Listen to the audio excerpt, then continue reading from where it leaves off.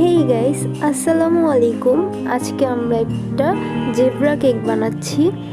তো এই কেকটার জন্য আপনারা খুব ইজিলি বানাতে পারবেন, বেশ কিছু দরকার হবে না, আর দেখতেও খুব সুন্দর হবে।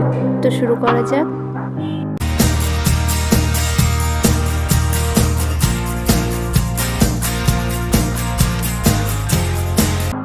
তো প্রথমেই আমরা দুইটা চকো নিয়ে নিব। চকো আমরা যেই কেকটার ব্যাটারটা আছে ওই দুইটা ব্যাটারের ভিতরে একটা ব্যাটারে দিয়ে দিব। তো আমরা কেকের রেসিপি আছে আমার চ্যানেলে, আপনারা যদি কেকের রেসিপিটা দেখতে চান ডিসক্রিপশনে লিঙ্ক দেওয়া থাকবে, অবশ্যই থেকে আপনারা কেকের রেসিপিটা দেখে নেবেন। আপনারা ডিরেক্ট প্যানে না বসিয়ে এই জেব্রা কেকটা বানাতে চাইলে এরকম করবেন। তো আপনারা অবশ্যই কেকের রেসিপি দেখে আসবেন। তো এখন আমরা যেটা করব, দুইটা প্যান আমি আলাদা করে নিয়েছি, একটাতে চকো দিয়ে দিচ্ছি। আপনারা চাইলে কোকো পাউডারও ইউজ করতে পারেন, বাট আমি চকো নিয়েছি। তো এরকম এখন আমি দুইটা চকো নিয়ে এটাকে মিক্স করে ফেলছি। তো আপনারা এটা খুব ইজিলি বানিয়ে নিতে পারবেন ডেকোরেট ছাড়া, অনেক সুন্দর একটা আর অনেক সফট হবে কেকটা। তো চকো দিয়ে আমরা খুব ভালোভাবে মিক্স করে এখন আমরা যেটা করব সেটা হচ্ছে প্যানটা নিয়ে নিব। আর একটা জিনিস লক্ষ্য রাখবেন, বেশি ডার্ক যদি আপনারা পছন্দ করেন তো ওরকম হিসাবে কোকো পাউডারটা নেবেন। তো কেকের প্যানটা আমরা নিয়ে নিয়েছি। তো ফার্স্ট স্টেপ যেটা করব, আমরা হোয়াইট কালার যে ব্যাটারটা ছিল কেকের ওইটা আমরা দিয়ে দিব কেকের প্যানের মিডলে, একদম মাঝখান বরাবর। তো এটা খুব ভালোভাবে মনোযোগ দিয়ে করবেন আপনারা। হ্যাঁ, এই স্টেপটা একটু কঠিন বা অনেক টাইম লাগে, বাট ধৈর্য সহকারে করলে রেজাল্টটা খুবই সুন্দর আসবে। তো এটা করে আমরা এক ড্যাব করে নেব, যাতে যদি কোনো এয়ার বাবল থেকে যায় তাহলে এটা চলে যাবে। আর একটা জিনিস লক্ষ্য রাখবেন, আপনাদের কেকের স্ট্রাকচারটা যাতে বেশি স্মুথ না হয়, যাতে আপনারা মানে এই ডেকোরেটটা করতে গিয়ে বেশি ছড়িয়ে না যায়।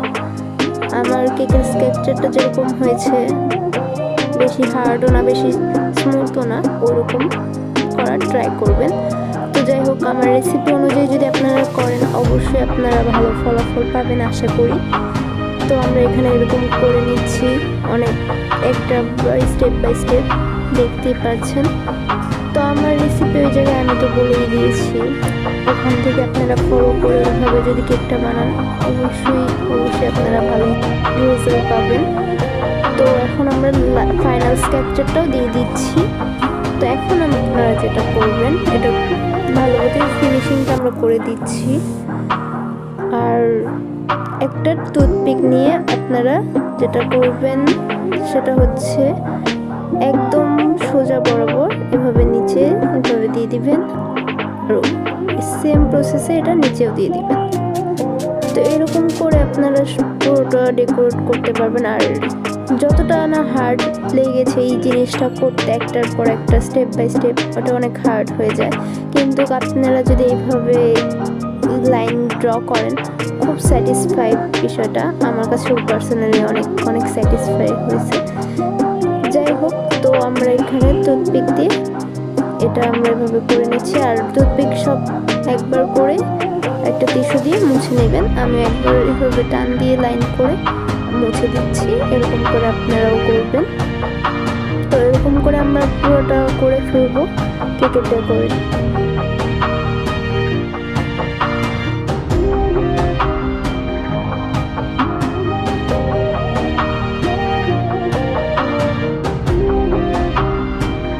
তো দেখছি কতটা দেখতে সুন্দর লাগছে। যাই হোক, দেন আমরা যেটা করব, এটা ট্যাপ করে এটা একটা হাঁড়িতে বসিয়ে দেব। আমরা যেহেতু চুলায় তৈরি করছি, তো এখানে আগে একটা স্ট্যান্ড বসিয়ে দিয়েছিলাম, ওইটার উপর কেক দিয়েছি, দেন ঢাকনা দিয়েছি, আর পাতিলাটা ঢাকার জন্য আরেকটা ঢাকনা আমরা বসিয়ে দিয়েছি। তো এটা আমরা মিডিয়াম আঁচে রেখেছি। আমরা এটা 30 মিনিট পর দেখবো হয়েছে কিনা। 30 মিনিট পর বেক হয়ে গেছে, দেখছি কতটা সুন্দর লাগছে। এটা আমরা প্যান থেকে নামিয়ে নিয়েছি। আর যদি আমার এই ভিডিওটা ভালো লাগে অবশ্যই একটা লাইক করবেন, আর এরকম আরও রেসিপি পেতে আমার চ্যানেলটা অবশ্যই সাবস্ক্রাইব করবেন। Thanks for watching. আল্লাহ হাফেজ।